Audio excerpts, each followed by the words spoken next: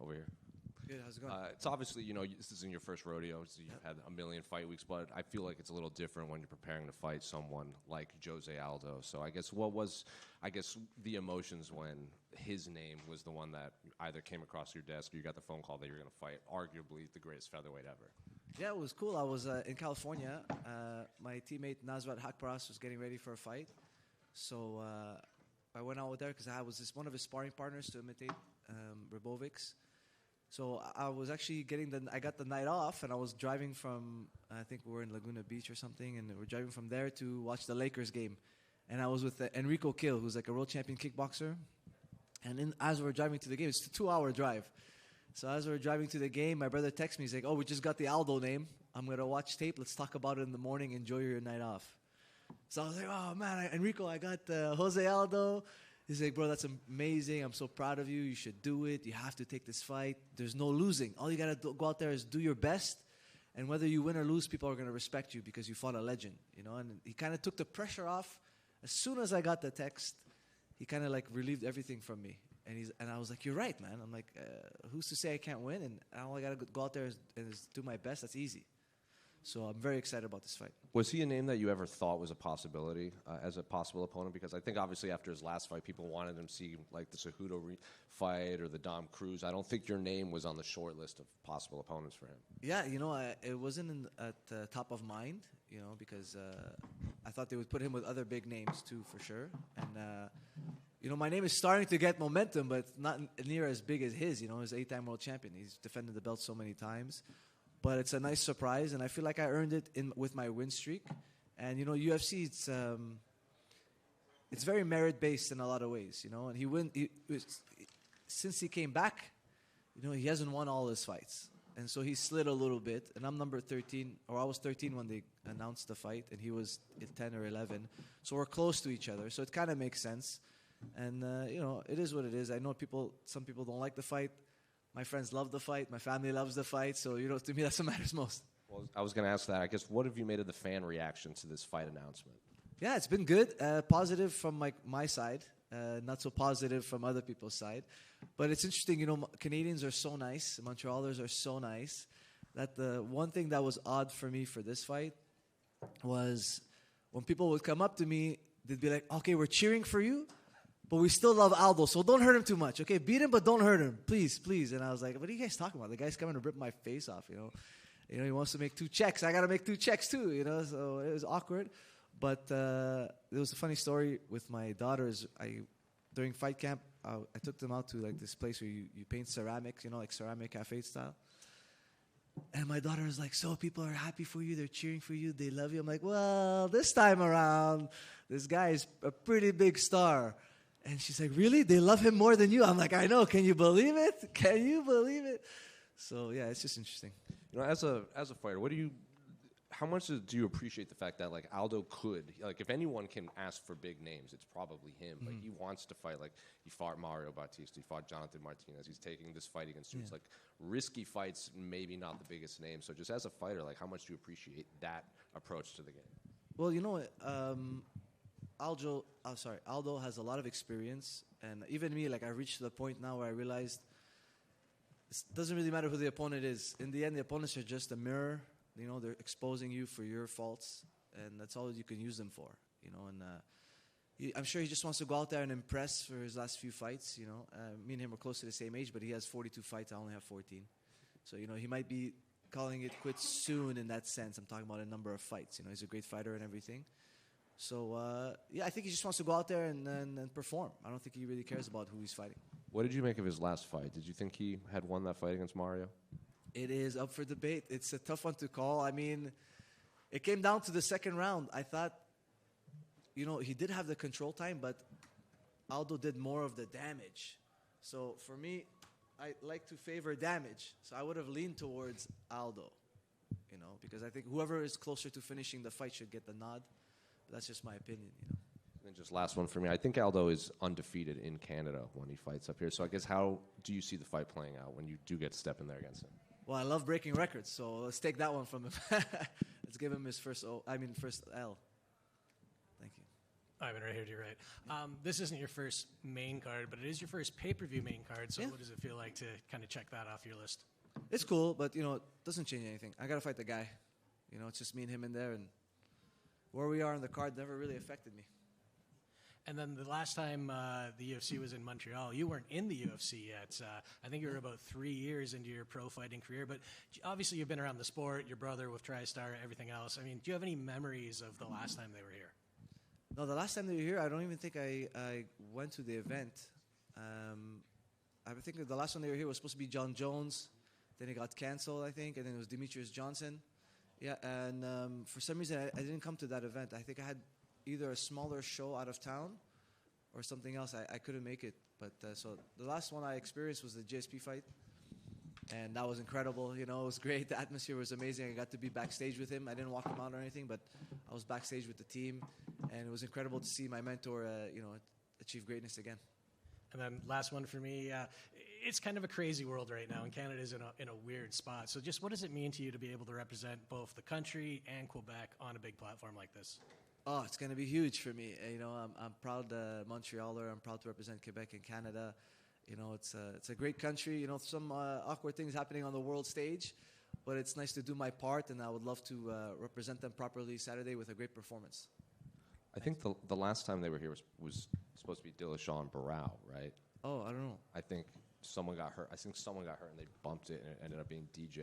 Oh, so it was okay. So it was Dillashaw. It was DJ and Horiguchi ended up being the main event. Okay, my bad. Yeah. Hey, man, right here. Hey, what's up, buddy? What's going on, bro? I feel like you gave a very Canadian answer at the beginning. You said, it'd be great to win, but also there's part of me that wants to go out and do my best against Jose Aldo. But I got to ask, what do you think of the state of Canadian MMA right now? Because I feel like we had a little bit of a lull on the Toronto card. We kind of picked it up on the Edmonton card. Contender Series didn't go our way, but we got a good chance to kind of pick it up this weekend, right? Yeah, we'll definitely have a good chance to pick it up. A lot of good guys fighting. Representing, Jillian just won, and she's on a tear. Jazz is on a tear. Mike's coming back. All these guys are doing well. Brad's got a good fight this weekend.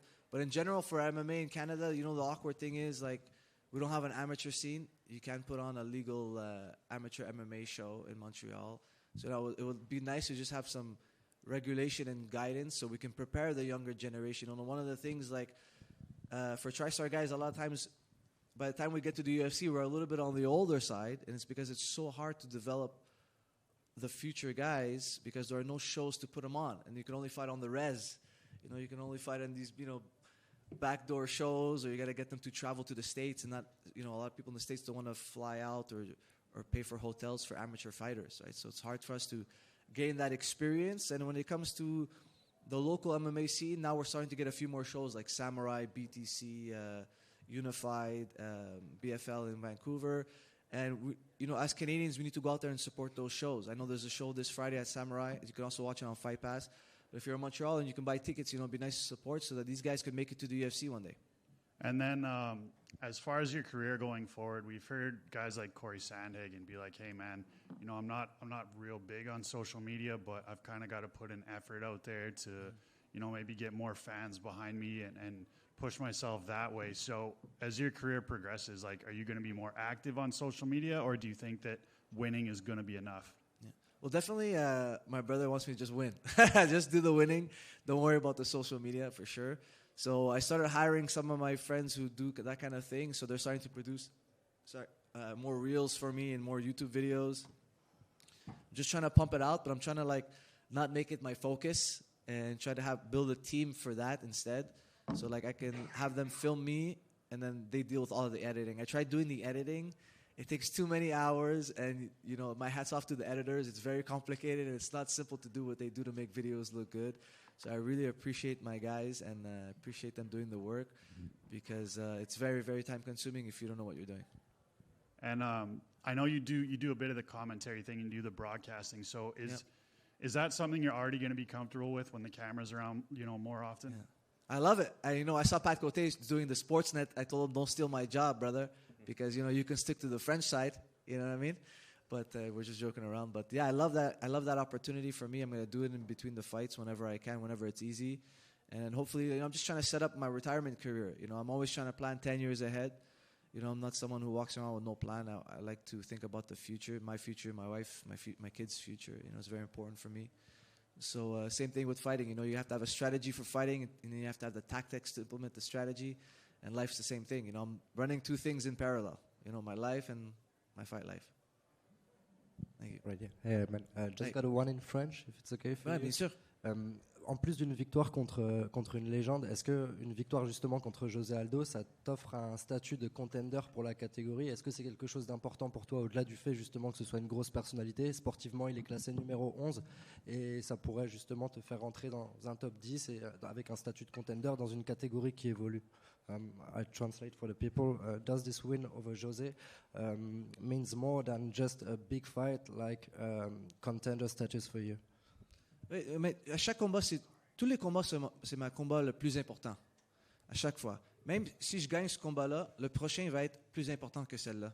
Et si je perds, ça va être encore plus important parce que je viens juste de perdre. Donc, ça ne change jamais pour nous. Et à chaque fois, on vient pour nous donner comme notre meilleur effort. Et pour ces 10 dernières semaines, je m'ai tout donné dans le camp d'entraînement. Je m'ai presque tué pour ce combat-là. Parce que je vais avoir une très belle performance et je veux me combattre avec mon corps au complet samedi. Et avoir pas de doute que j'ai tout laissé dans l'octogone ce samedi soir. Et oui, en battant José Aldo, ce serait magnifique pour ma carrière. Même juste comme Montréalais, de le faire ici à Montréal, je souhaite que les partisans vont m'aimer encore plus. Mais aussi, ça va peut-être me pousser dans le top 10, dans les classements. Et je souhaite, après ce combat-là, si je le gagne, il me donne quelqu'un entre numéro 1 et numéro 9 et qui ne me fait pas battre contre quelqu'un en arrière de moi en classement parce que j'aurais gagné 6 de suite. Donc, je veux continuer à avancer. Et si je gagne contre quelqu'un entre 1 et 9, tu ne sais jamais s'il t'appelle pour le titre. Si quelqu'un se blesse ou les autres gars sont déjà bookés, peut-être c'est moi qui se bat pour le titre bientôt. Merci beaucoup. Last one for me. Do you feel that your fight is the people's main event? Oui, je souhaite que c'est le combat que tout le monde de Montréal va venir voir. Et je souhaite qu'ils me donnent le olé olé, comme ils ont donné à Georges et à Pat Côté, et tous les Canadiens, et les stars. Donc, je souhaite qu'ils vont bien engager avec moi. Good luck and thank you. Et je te remercie. Aiemann, right here. Yep. Aiemann, I heard you talking about this fight against Jose Aldo on Saturday night. You said it's a win-win fight for you. Yeah. You said even if you went out there and lost a split decision to Jose Aldo, it'd still be a win for you. It's unusual to hear a fighter talking like that. Normally, you're laser focused on the win. Is it something that you like to do ahead of a fight? Is kind of like look at all avenues that the fight could go down? The thing about fighting is there are a lot of banana peels in there. And mistakes happen, awkward things happen. One of the listen, I'm not taking away anything from anybody. It takes both guys to make one guy has to make a mistake and one guy has to capitalize. But that fight with Paddy Pimblett and Bobby Green, I thought it was awkward because it was one mistake that he falls into a submission and he gets finished in one round. I did not expect in 10 fights it would ever look like that, and it's just something that happens, and so I don't want to get too hung up if something so low probability occurs. It's not going to crush me mentally and I can just get back on the horse and fight again as soon as possible. I've come to the point where I want to fight often and I want to perform every time, and I've come to the realization that UFC rewards performance, not necessarily only winning. You see guys who lose and they get a chance to fight again, and then when they win, everyone forgets about the loss. They only really care about your last fight. So I've been working with my mindset coach, and all we've been doing is if we give our best effort, number one, the fans are going to love you. And number two, the UFC is going to love you. You got to go out there and just do it, man. Just live that life and be about the game, and then you're going to earn that respect. When you're looking at Aldo's style and how it's progressed throughout his career, obviously he led with a very kick-heavy game early days. Kind of taking that back a little bit now. What kind of Jose Aldo are you preparing for on Saturday night? Yeah, I don't know. It's a tough, good question, man, because I don't know what he's going to bring, right? And I was telling the guys yesterday when I was doing the media, this fight with Aldo, it's not much of a chess match because we don't have the same pieces, okay? We have different tools. So I felt like it's more like a card game. I got my deck of cards. He's got his deck of cards. I have my strategy. So I'm going to start with 5 cards in my hand. And as the fight goes on, if a couple of those tactics don't work, I'll take 2 of them out, I'll put them down, reach in my deck, and take out a couple more tactics. You know, he's got a lot of experience, he's got a lot of tools in his kit, so I have to be ready to adapt throughout the fight as the fight goes. When I watched him against Peter Yan in round 1, Yan was doing really well. And after round 1, his corner was yelling at him, begging him, please, throw the low kick. Throw the low kick. Obviously in Portuguese. I don't speak Portuguese, but they were telling him in Portuguese. And then he goes out there and starts smashing him with the low kick. And Yan had to switch stance. His legs was getting eaten up. So maybe he doesn't throw it in round 1, but then he throws it in round 2. Or maybe he throws it in round 1, he doesn't throw it in round 2. The fight's going to change over time, you know, and it's going to get better over time as we open up more and more. We're both guys with experience who understand how dangerous striking is. This fight's going to be on the feet. It's going to be dangerous, but it's going to be well played. Last one from me, Aiemann. Obviously, Georges St. Pierre has been by your side throughout your career. He'll be in your corner on Saturday night for the biggest night of your career so far. What's it like having his guidance, and has he been telling you anything ahead of this fight, you know, with the magnitude of it? Yeah, well, he just told me not to over-respect him. You know, he said he did that mistake against Matt Hughes the first time around. And a lot of guys, they do it when they fight legends, so make sure not to over-respect him. He's just another guy, nothing special, you know. I mean, not to disrespect his career. I just mean like he's a human being is what I mean, you know. And then George is great. He's a mensch, you know. So when I asked him to corner me, he's like, yes, okay, I'll corner you. He's like, I have to do a lot of work promoting the event and blah, blah, blah. He's like, when my sponsors call me, I'll call you. I said, okay. So then he calls me a few weeks ago. He's like, look, my sponsors need me on this day, this day, this day. What times do you need me? I won't do whatever events where you need me to be there for, you know, which day. So I told him, don't worry, I got Frost and Neil. They're going to take care of everything. Just make sure you're there Saturday night. He's like, are you sure you don't need me during the week? I'm like, don't worry about it. You go make as much money as possible. I'll see you Saturday at 7, okay? Get ready for 7. He's like, okay, I'll be there. I said, perfect. Thank you, Aiemann. Thank you. Aiemann, si ce serait correct, j'aimerais te poser quelques questions en français. Oui, bien sûr. I can translate also. Juste pour revenir à cette semaine, là, tu sens-tu le buzz à Montréal pour le gala de cette semaine? T'as-tu vécu des petites choses dans les derniers jours qui te font croire qu'il y a de la fébrilité? Just asking him, you know, if he's feeling the vibe here in Montreal for the Oui, bien sûr. Les gens ils commencent à savoir qu'on se bat ici à Montréal. L'UFC, elle est là. On est allé au restaurant un couple de fois dimanche et lundi. C'était une drôle chose pour moi parce que les serveurs et les serveuses, ils pensaient que mon coach Neil était le combattant parce que lui, il y a les braids, il y a les oreilles comme toutes gonflées à cause de la lutte. Puis moi, j'ai rien. Je suis un gars beau, je suis un gars handsome, tu sais. C'est dur à savoir que je fais des combats. Je me fais pas frapper très souvent. Donc, c'était des drôles événements. Ben, c'est cool. Mais tu le sens dans la rue, dans la vibe là, autour. Oui, on le voit. Il y a des gars en avant de l'hôtel qui demandent pour des autographes et des affaires comme ça. Donc, oui, ça commence. Si je pourrais avoir peut-être la réponse que tu as donnée pour Georges Saint-Pierre dans ton coin, just asking him about having George in his corner in French. Oui, c'est hâte d'avoir Georges. Tu sais, je connais Georges depuis que j'ai 16 ans, puis on s'entraîne ensemble très souvent. Et c'est un gars qui me donne de confiance parce qu'il croit en moi, il croit dans mes habilités. Et aussi pour ce samedi, quand je l'ai demandé pour venir dans mon coin, il me dit oui, bien sûr. Mais il m'avait dit qu'il y avait beaucoup de commanditaires. Il allait faire des promos pour l'UFC 315 à Montréal. Il y avait beaucoup d'événements. Mais il veut m'appeler avant qu'il schedule quelque chose. Puis ça fait une couple de semaines, mais il m'a appelé. Il dit, écoute, quelle journée tu m'as besoin, à quelle heure? Parce que je dois faire ça cette journée-là. J'ai dit, écoute, fais le plus d'argent que tu peux. Samedi soir, à 7 heures, il faut que tu sois prêt pour sortir avec moi. Il m'a dit oui, je suis là. Très cool. Je te demanderai aussi, qu'est-ce que tu penses du combat principal de la soirée? Oh, j'adore ce combat-là. Comment tu penses que ça va aller? Ouais, Parle-moi un peu, just asking him about the main event. Oui, c'est un combat magnifique. On est très chanceux d'avoir ce combat-là à Montréal. Je sais peut-être que les Montréalais ne connaissent pas les noms nécessairement de Belal Mohamed et de Jacques. Mais c'est deux gars qui sont très compétents dans le striking, en lutte, en jiu-jitsu. Ce sont des gars qui amènent de l'action. Je pense que Jacques il a gagné comme 7 ou 8 ou 10 combats de suite. C'est un gars qui frappe très fort et est très, très bon en jiu-jitsu. Puis Belal Mohamed, c'est le champion du monde. Beaucoup de personnes pensent qu'il peut casser les records de Georges. Donc, si vous avez aimé Georges, vous avez adoré Belal. Dernière question. Ce building-là a été extrêmement bruyant dans les dernières semaines pour des matchs de hockey, mais c'est pas grave. Est-ce que tu te l'imagines un peu? Can you already picture what it's going to be like, the noise and everything, especially when you're walking up? Ouais, quand Georges se battait, le Centre Bell, c'était le plus Bruyant. arena que j'ai jamais été dedans.